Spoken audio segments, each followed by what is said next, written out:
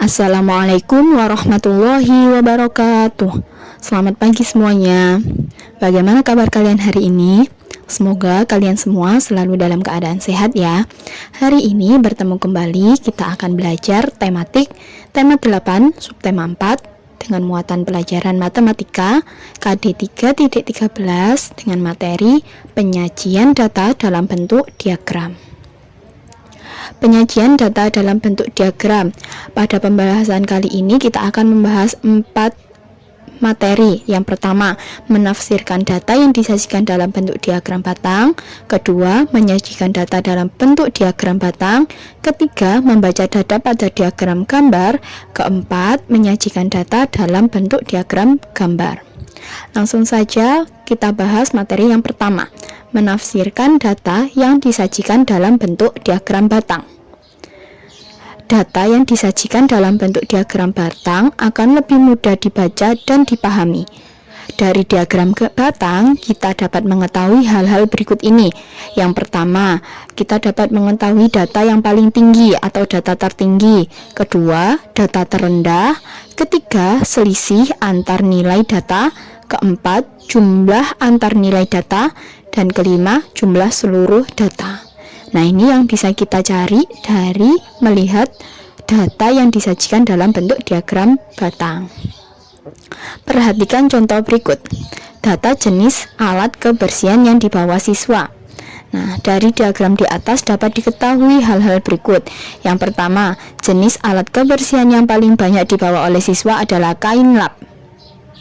Nah, ini yang paling tinggi ya, ini kain lap. Yang kedua, jenis alat kebersihan yang paling sedikit dibawa oleh siswa adalah sapu lidi.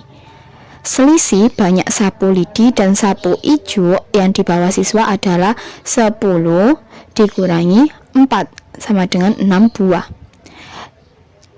Yang keempat, jumlah seluruh alat kebersihan yang dibawa siswa yaitu 4 sapu lidi, 10 sapu ijuk, 8 kain pel, dan 12 kain lap. Jadi total yang dibawa alat kebersihannya yaitu 34 buah. Materi selanjutnya yang kedua yaitu menyajikan data dalam bentuk diagram. Data yang telah terkumpul dapat disajikan dalam bentuk diagram batang. Pada diagram batang dapat disajikan dalam data disajikan dalam bentuk batang-batang.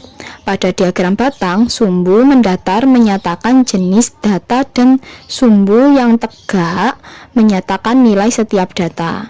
Jadi yang mendatar atau yang bawah ini nama benda-bendanya atau nama datanya, jenis datanya. Kalau yang ke atas tegak ini banyaknya.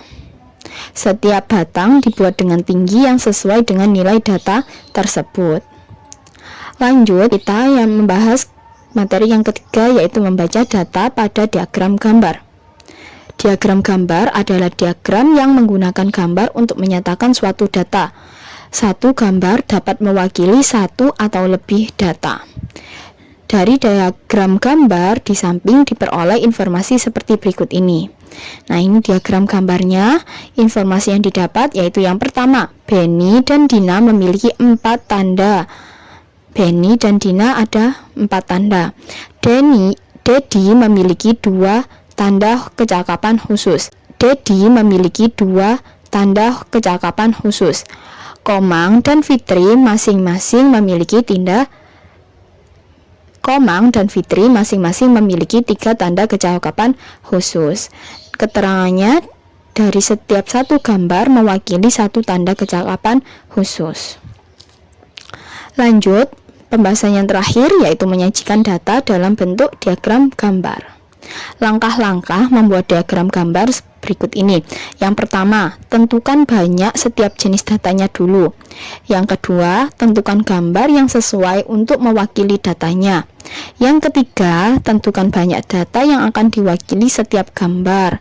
Jadi kalian harus menentukan satu gambar itu termasuk berapa data yang dimasukkan. Yang keempat, sajikan diagram gambar sesuai datanya. Perhatikan contoh berikut ini. Tabel data banyak origami yang terkumpul setiap regu pramuka.